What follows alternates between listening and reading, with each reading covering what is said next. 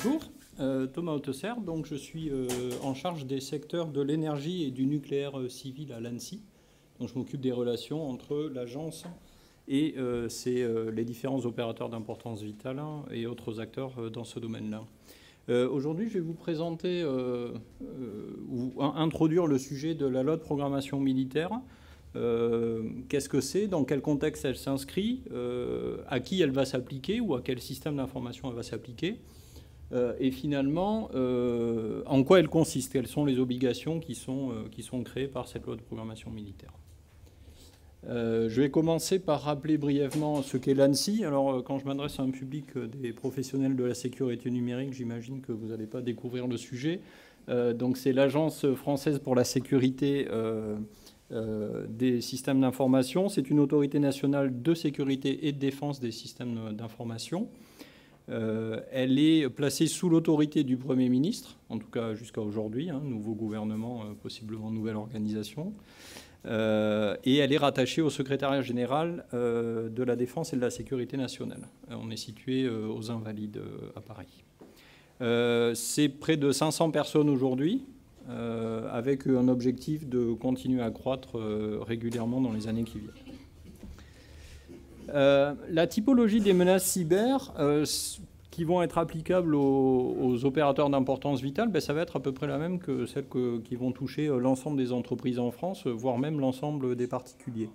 On trouve du plus bénin au plus grave des défigurations, des dénis de service, des attaques astucieuses type arnaque au président, d'accord, des rançongiciels, et rien que ces quatre catégories, ça va former le tout venant et la plus grande majorité des incidents qui vont frapper les entreprises aujourd'hui, d'accord.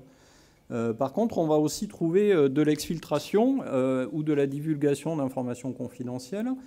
Et en continuant à grimper dans la gravité, on va trouver des destructions ou de systèmes d'information ou d'actifs physiques, de la neutralisation et du sabotage. D'accord ?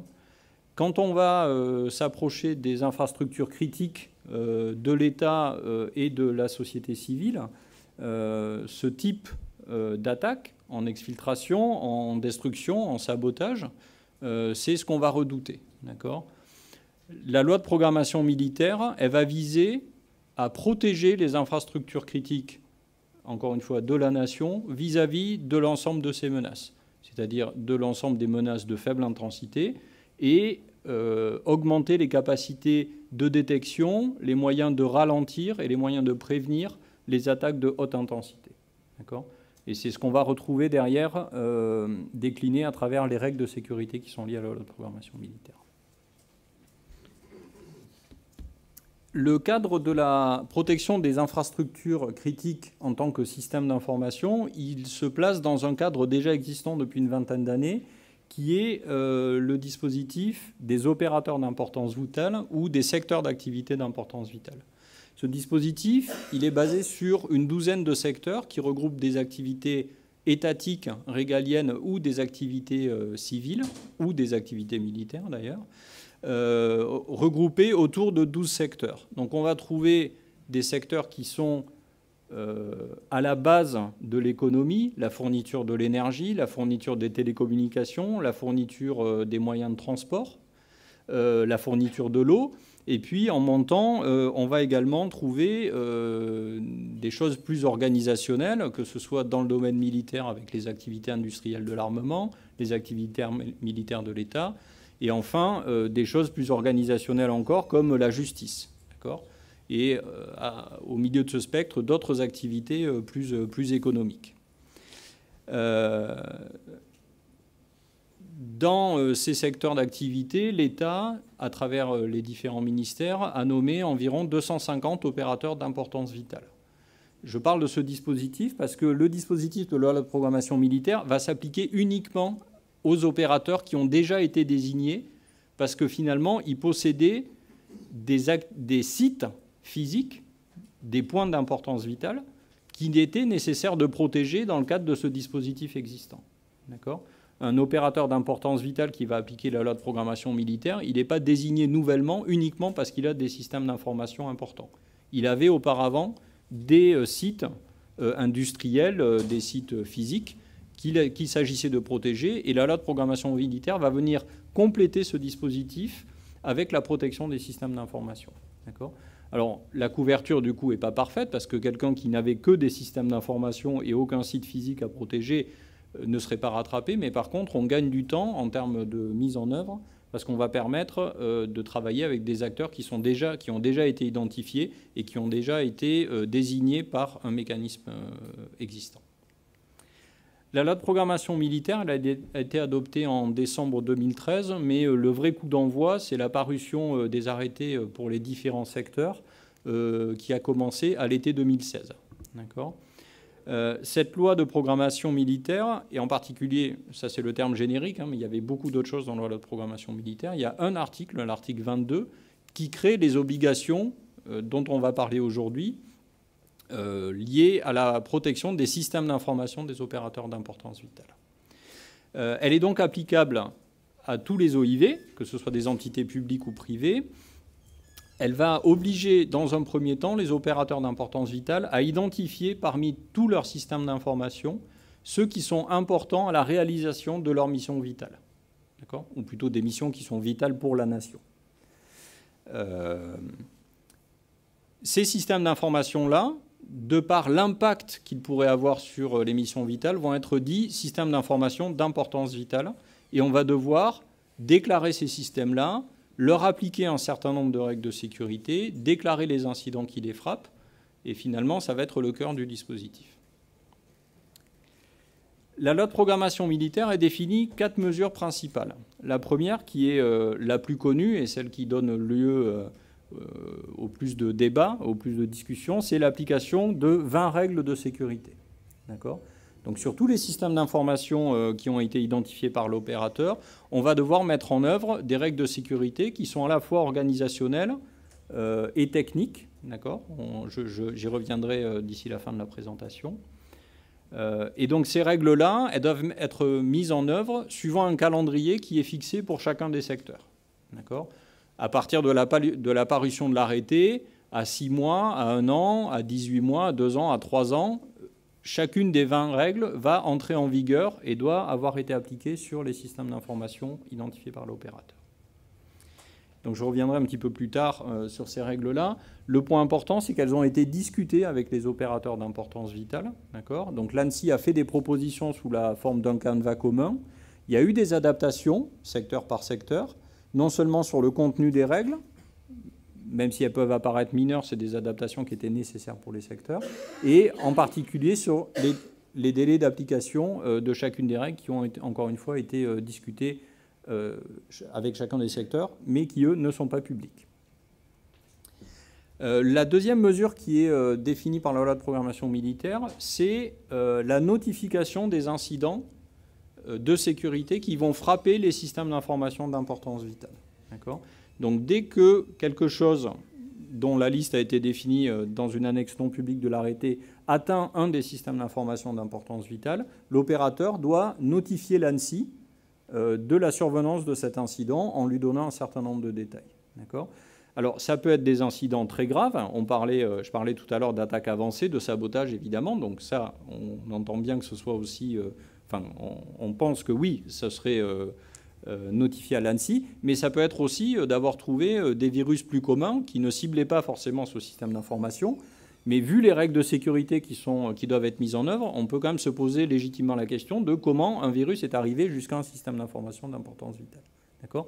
Donc on voit que la notification d'incident, ce n'est pas uniquement pour les choses les plus graves, c'est pour les choses qui ne devraient pas arriver sur un système d'information d'importance vitale, et ça peut également correspondre à des choses qui peuvent paraître bénignes sur d'autres systèmes d'information. Juste un dernier mot sur cette notification des incidents. L'objectif pour l'ANSSI, c'est de mieux connaître le niveau de sécurité effectif chez les différents opérateurs, mais également de dégager des tendances ou de détecter des mouvements d'ensemble au sein d'un secteur ou à travers des secteurs d'activité pour arriver à mieux comprendre la menace et mieux y répondre à travers les moyens de l'État et les moyens des opérateurs. Les 2 dernières mesures que définit la loi de programmation militaire, ce sont des contrôles de sécurité et des mesures en cas de crise. Donc les contrôles de sécurité, je vous ai dit tout à l'heure qu'on devait mettre en œuvre des règles de sécurité. Donc les contrôles, ça vise à vérifier la conformité de l'opérateur par rapport à ces règles-là. D'accord ? Donc ça peut prendre la forme d'un contrôle qui est décidé par le Premier ministre sur proposition de l'ANSSI et des ministères coordonnateurs de chacun des secteurs. Ces contrôles, ils peuvent être réalisés par l'ANSSI. Ils peuvent être réalisés également par des prestataires d'audit en sécurité des systèmes d'information, donc des prestataires d'audit qualifiés par l'ANSSI. Le choix de faire intervenir l'ANSSI ou de faire intervenir un PASSI revient au Premier ministre lors de la décision de contrôle. D'accord ? Dans les deux cas, les frais de contrôle sont à la charge de l'opérateur d'importance vitale, y compris quand l'ANSSI intervient sous la forme d'un forfait au nombre de jours. Le contrôle peut être décidé parce que le Premier ministre va décider d'un certain nombre de contrôles par an, d'accord, par sondage, on va dire, d'accord. Il peut être décidé également suite à un incident qui aurait frappé un système d'information d'importance vitale, d'accord. Si quelque chose, encore une fois, n'aurait pas dû se passer ou est particulièrement inattendu, on peut décider de déclencher un contrôle. Le dernier point, l'ANSSI peut imposer des mesures aux opérateurs d'importance vitale et pas aux OIC. Je ne sais pas ce que ça peut être, un OIC. Un opérateur d'importance critique peut-être, mais ce n'est pas un terme qui apparaît dans la loi. Donc, peut décider d'imposer aux opérateurs d'importance vitale des mesures de sécurité particulières et urgentes dans le cadre d'une crise nationale. D'accord ?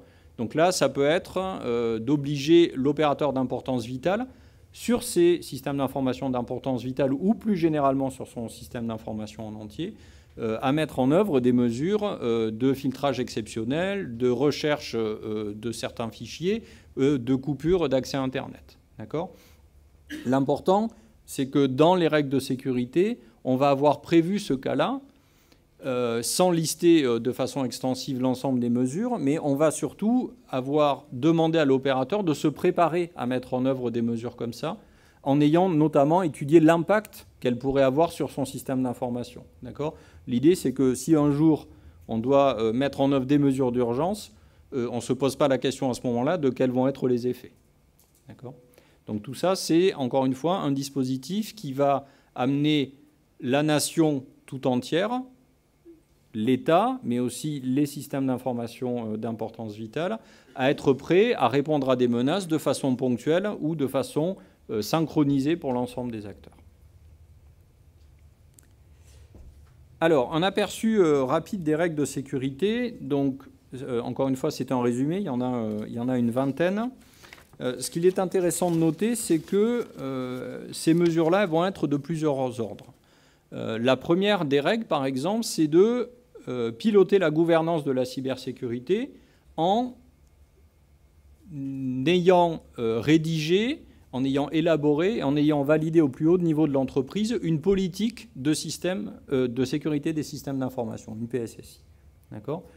C'est purement organisationnel. On va obliger dedans à prendre en compte des mesures d'homologation de système, des mesures de maintien en conditions de sécurité, des mesures de sensibilisation et de formation des différents acteurs, internes et externes à l'entreprise, qui interviennent sur les systèmes d'information d'importance vitale.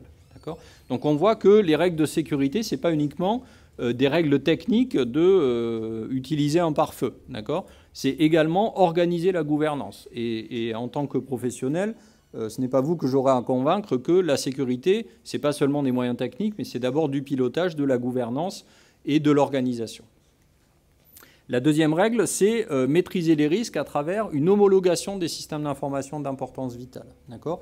Alors, avec une échéance un peu plus longue que les autres règles, cette règle-là va obliger les opérateurs d'importance vitale à homologuer chacun de leurs systèmes d'information d'importance vitale. Homologuer, ça veut dire réaliser une analyse de risque, réaliser des audits qui visent à vérifier la mise en œuvre des règles de sécurité et d'autres mesures de protection, et enfin, à haut niveau dans l'entreprise, à homologuer le système comme étant prêt à rentrer en production ou à continuer son opération en ayant conscience des risques résiduels. Donc la procédure d'analyse de risque, avec un cadre un petit peu plus formel, c'est une homologation. Ensuite, on va rentrer dans des mesures qui visent à maîtriser les systèmes d'information. Parmi ces règles-là, on va trouver l'établissement d'une cartographie, l'obligation d'avoir des procédures de maintien en conditions de sécurité. Pour vous donner un exemple, dans cette règle-là, on va trouver l'obligation pour l'opérateur de se tenir au courant des alertes de sécurité, non seulement d'organismes généralistes comme l'ANSSI, mais aussi des éditeurs de logiciels qui composent son système d'information, et de décider, à travers des procédures écrites et formalisées, de savoir s'il va ou pas appliquer les mises à jour de sécurité, et sinon, quelles mesures de compensation il va mettre en œuvre. Donc l'ANSSI ne dit pas, sur votre système industriel, vous devez absolument appliquer les mises à jour de sécurité. Ce n'est pas une décision qu'on prend à la place de l'industriel. Mais par contre, on va dire, vous allez écrire cette procédure-là et vous allez expliquer dans votre dossier d'homologation pourquoi vous l'avez appliqué ou pourquoi vous ne l'avez pas appliqué. Donc le choix et la responsabilité restent toujours à l'opérateur, mais par contre, on va obliger ce niveau d'organisation et de gouvernance. On va continuer ensuite avec des règles qui sont toujours organisationnelles sur la gestion des incidents de cybersécurité. On va là mettre en œuvre ou obliger à mettre en œuvre des systèmes de journalisation technique sur les systèmes d'information, des systèmes d'analyse et de corrélation de journaux, des systèmes de détection des incidents de sécurité au niveau du réseau.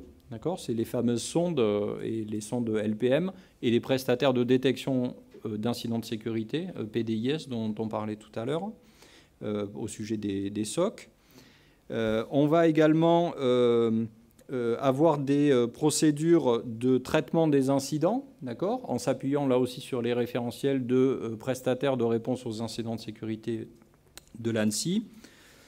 Et enfin, c'est là qu'on va retrouver l'obligation de déclarer des points de contact pour les alertes et l'obligation d'avoir des procédures de gestion de crise.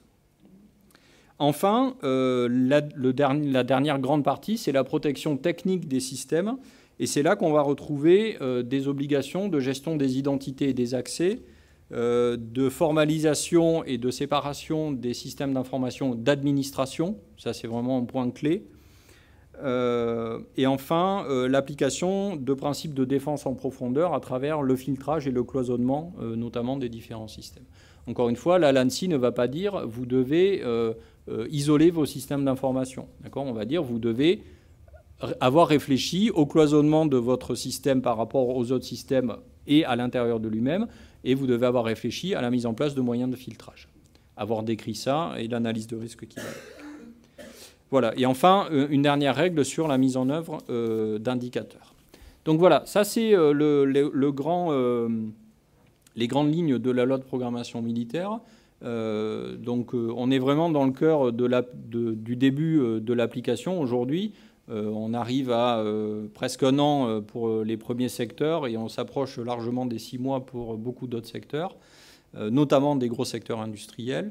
Et donc, c'est un peu l'heure de vérité, à la fois pour l'ANSSI et pour les opérateurs et les prestataires qui les aident, pour commencer à mettre en œuvre et à planifier toute cette mise en conformité.